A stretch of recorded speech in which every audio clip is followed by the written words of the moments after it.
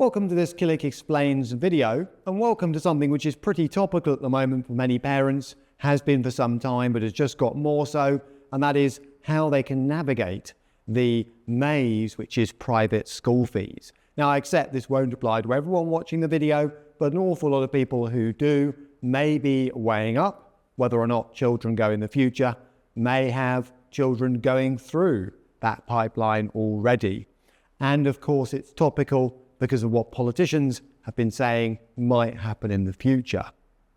So, what's the challenge and what can we do about it? And if it sounds as though I'm being, a bit trite about the solutions, I'm not. I know these are difficult calls, but I want to suggest some of the conversations that me and my wife had on this topic might be useful to other people watching these videos. So first of all, the scale of the challenge.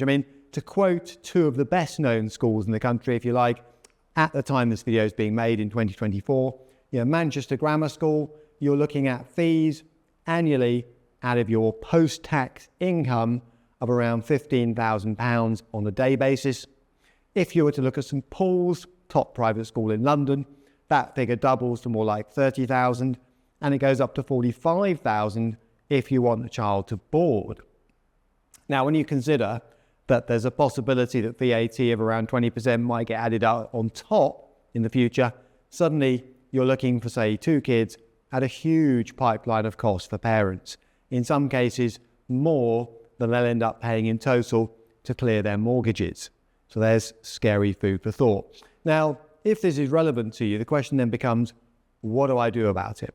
And I'm going to put out 4 options in this video, some more applicable to certain parents than others, but those are defer, seek financial help, and make sacrifices of one sort or another. So basically what we're going to do is look at 3 or 4 ways that parents could, either singly or in combination, reduce the cost. So let's look at reconsidering first of all. What I mean by that is some parents may see politicians hiking the cost in the future by 20% and think, crikey, this is looking financially really challenging. We don't have that kind of capital set to one side. We can't realistically squeeze that amount of money out of our net incomes. So what are the alternatives? Well, in the area I live in, grammar schools are not an alternative, but they are in some parts of the country. Where I live, selective state schools are a possibility, but they're pretty tricky to get into because there's only one stream available. You have to pass tests and so on. Some parents don't want to put their kids through that. And then there are good or outstanding state schools, notwithstanding some of the commentary around Ofsted and its process at the moment. There are good state schools. So for some parents, it's going to come down to, and I know some examples of this, moving house, getting into an area where they're in catchment for a strong grammar, selective state or state school, but I'm not for one moment going to suggest that's an easy decision to make. Other parents may look at, do we need to send all our kids through private school? If you don't, of course, you've got the fairness issue to tackle. In some families, the eldest child will definitely go. It's just the way it works. In some families, it's all or nothing. They all go or they all don't go. All right. And then there's the issue about boarding, not boarding. Yes, maybe if previous generations of a certain family have always boarded, but actually, as I just mentioned, quoting the St Paul's numbers, you can be talking about adding 50% to the total cost by taking that route. Okay, so there's one set of considerations. Another one is, shall we defer? All right, shall we just try and reduce the total cost by reducing the number of years that effectively our child or children are going through private school? And I've seen this where I live. There are quite a few parents who put their kids through the outstanding state primary school, and I know full well, and they've done it, intending to lift them out at a certain age into the private school system, if you like. So the entry points, just to make that clear, in the UK, 5 is usually, that's the age of 5 when kids start secondary school. But then 8 is another quite common pivot point, if you like. Shall we stick in the state system, for example? Shall we now try and move our kids into private school? 11 plus is the big one, and that's where private schools normally impose some sort of entry test in order to get in, qualify for bursaries and so on. And then there's 13 plus, which absorbs fewer kids. So this is people saying basically we'll keep our kids in, say for argument's sake, the state system and switch them at 13 plus. Or maybe they're in the private system, but you're making the switch because the school in question focuses on that age group. And then of course there's sixth form only.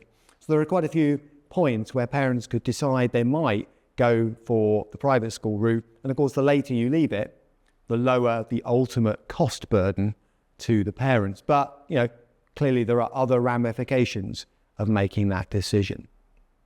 Okay, what about seeking support? There are various ways that parents who think they're going to struggle to afford private school could get some help. Bursaries are one of them, bursaries and scholarships. So scholarships is where the school says your kid, you know, looks to be a super strong candidate, so we're going to discount the fees by X%. A bursary is where basically the school is willing to substantially or even, you know, completely fund the cost of going to that particular school. But bursaries tend to be restricted to certain categories of pupil. Scholarships are available potentially a bit more widely, regardless of parental income bracket, if you like.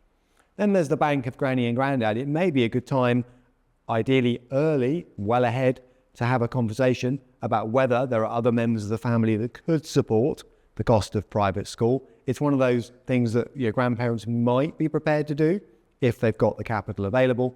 And then there's paying up front.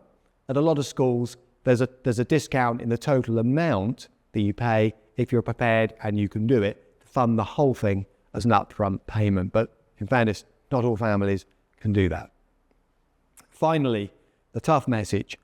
What quite a lot of parents are prepared to do in order to protect the private school route is make some quite considerable sacrifices. And if you're wondering what those are, well, they're many and varied, but for some people it might be selling investments, selling down a chunk of their portfolio. Other people try and extend their mortgage or not pay it off as early as they hope to. Other parents will work on well beyond any sort of conventional retirement date, or look to dial down work but not stop altogether. And other parents will just look at cutting costs. You know, holiday budgets get shrunk.